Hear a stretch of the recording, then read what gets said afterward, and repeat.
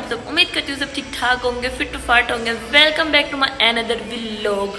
Okay, तो पहले background के म्यूजिक को कीजिएगा इग्नोर, और सेकेंडली मेरी बात सुनिएगा। यहाँ का मौसम बहुत मज़ेदार हो रहा है, हवा चल रही है ठंडी ठंडी, 11:30 बज चुके हैं। नाश्ता करना है, मतलब बड़े मज़े का। और आज का सबसे इम्पोर्टेंट टॉपिक पे मैंने बात करनी है आप सबसे, और आप सबके लिए बहुत ज़्यादा फ़ायदेमंद होने वाली है। तो आज मेरे व्लॉग को पूरा देखिएगा। सब्सक्राइब और लाइक तो आप कर ही देंगे, वो मुझे पूरा यकीन है जी। तो गाइस देखिए मैं क्या बना रही हूँ। मैं बना रही हूँ गोभी वाला पराठा और साथ में चाय।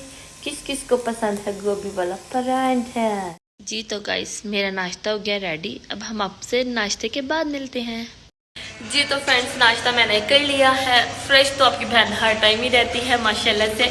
अच्छा, ये नहीं है कि मैं इतनी लेट सो के उठती हूँ, यहाँ पर भी नहीं, ऐसी बात नहीं है। यहाँ पे आके मैंने अपनी रूटीन को सेट कर लिया है, शुक्र अल्हम्दुलिल्लाह।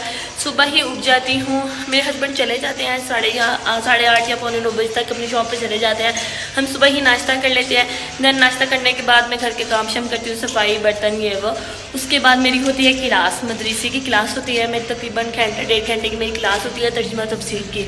वो क्लास लेने के बाद फिर मैं दोबारा से खाना वगैरह कुछ खा लेती हूँ, क्योंकि जब तक क्लास वगैरह लेकर मैं फ्री होती हूँ तो 11:30 पौने 12 हो चुके होते हैं। फिर अपने घर बातचीत करनी और फिर इस तरह टाइम गुजर जाता है जी। तो गाइज आज का सबसे इम्पोर्टेंट टॉपिक क्या है, जिस टॉपिक पे मैंने आप सबसे आज बात करनी है, वही इम्पोर्टेंट टॉपिक है कि अगर किसी ने आउट ऑफ कंट्री में आके सर्वाइव करना है तो उसके लिए उसको किन चीज़ों की ज़रूरत पड़ती है।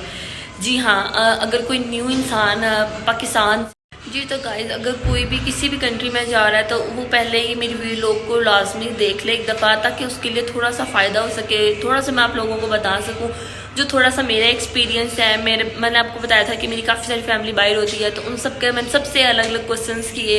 उसके अलावा मैंने अपने हस्बैंड से इन बारे में पूछा, तो उन सब ने मुझे तकरीबन यही सेम चीज़ें कही। किसी की एक चीज़ आगे थी तो किसी की पीछे थी, बहरहाल थी यही सेम चीज़ें जी। तो गाइज अगर कोई पाकिस्तान से कहीं जा रहा है तो उसे चाहिए कि सबसे पहले तो वो अपने पास रखे पैसे, एक्स्ट्रा पैसे। ठीक है, एक्स्ट्रा पैसे अपने पास उस इंसान के पास होने चाहिए किसी आउट ऑफ कंट्री में जाने के लिए। कि जो पैसे वहाँ देने हैं वो तो अलग होने चाहिए, लेकिन उसके अलावा भी हम जिसे कहते हैं ना जेब खर्च, वो आप लोगों के पास ज़रूर होना चाहिए फर्स्टली। एंड सेकेंडली थिंक है कि जिस जगह आप जा रहे हैं उस जगह आपका कोई ना कोई रिलेटिव ज़रूर होना चाहिए। जी हाँ, हवा आप सब चेक कर सकते हैं कितने मज़े की चल रही है वाह, शुक्र अल्हम्दुलिल्लाह। यहाँ पे मौसम हमेशा अच्छा ही रहता है, हवाएं चलती रहती हैं, मज़ा आता रहता है। अच्छा, तो थर्ड चीज़ पे आते हैं। फर्स्ट चीज़ हो गई पैसे, सेकंड चीज़ हो गई आपको कोई ना कोई रिलेटिव होना चाहिए, थर्ड चीज़ हो गई पेशेंस।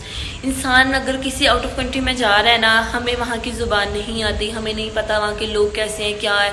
हम लोग वही पाकिस्तानियों वाला अपना मतलब गुस्सा और जुनून वगैरह यूँ ही लेकर वहाँ पहुँच जाते हैं। हमारे अंदर पेशेंस नहीं होता। हमें 2 दिन अगर नौकरी ना मिले किसी को आउट ऑफ कंट्री में जाके, तो वो अपनी मतलब बिल्कुल ही सब्र ख़त्म कर देता है, और मुझसे नहीं हो रहा, मैं वापस आ जाऊँगा, मैं ये कर लूँगा वो कर लूँगा, मतलब इस तरह की चीज़ें करके अपने घर वालों को पीछे टेंशन देता है। तो ये चीज़ बिल्कुल नहीं आप लोगों ने करनी। अपने अंदर सब्र सबसे पहले पैदा करें। अल्लाह ताला कहता है कि मैं सब्र करने वालों के साथ हूँ। जी हाँ, जो इंसान सब्र करता है उसे दुनिया में भी फल अच्छा मिलता है और आखिरत में भी।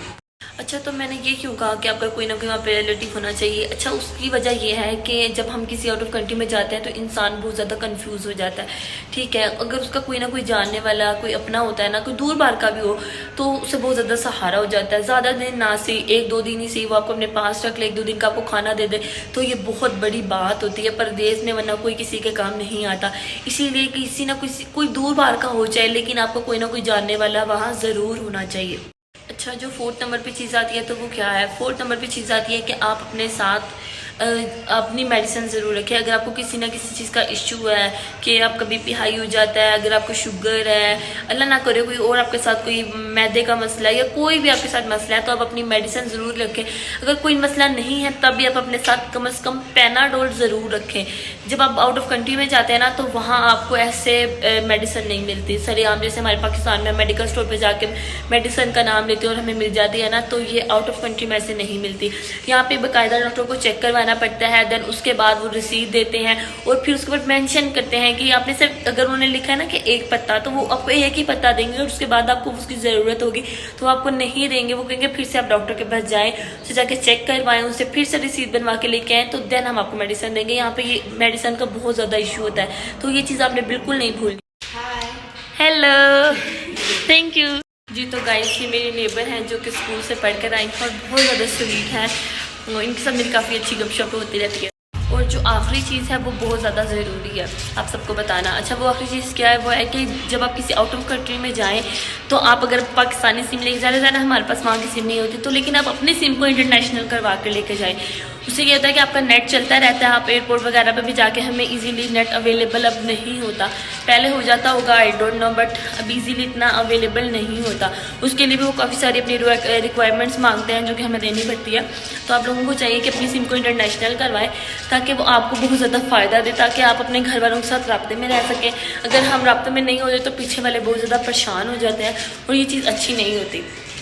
तो उम्मीद करती हूँ आप सबको ये चीज़ें बस मतलब समझ में आ गई होंगी कि क्या क्या चीज़ें ज़रूरी है। मैंने अपने एक्सपीरियंस से और बाकी जो मेरे रिलेटिव्स हैं सबके एक्सपीरियंस से ये चीज़ें आपको बताई हैं। आप सबके बहुत ज़्यादा काम आएंगी अगर कोई बाहर जा रहा है तो। जी तो गाइस, उम्मीद करती हूँ आप सबको मेरा आज का व्लॉग बहुत ज़्यादा पसंद आएगा। आप सबकी काम की बातें इसमें, अगर आपके कोई भी रिलेटिव्स में से कोई भी अगर जाना चाहता है, आप खुद नहीं जा रहे, आपके घर में से आपका भाई, आपके फादर, कोई नहीं अगर जा रहे, तो आप कोई ना कोई दूर दबाड़ के जा रहे होंगे, आप उन्हें ये चीज़ ज़रूर बताइएगा कि उनके लिए भी फ़ायदेमंद है और उनके घर वालों के लिए भी ये चीज़ें बहुत ज़्यादा ज़रूरी है। और इसी के साथ मैं करती हूँ अपने व्लॉग को एंड। अपना बहुत ज़्यादा ख्याल रखिएगा। फिर मिलूंगी एक नए व्लॉग के साथ। तब तक आप मुझे सब्सक्राइब, लाइक एंड शेयर ज़रूर कीजिएगा। अपना बहुत ज़्यादा ख्याल रखिएगा। अल्लाह हाफिज़।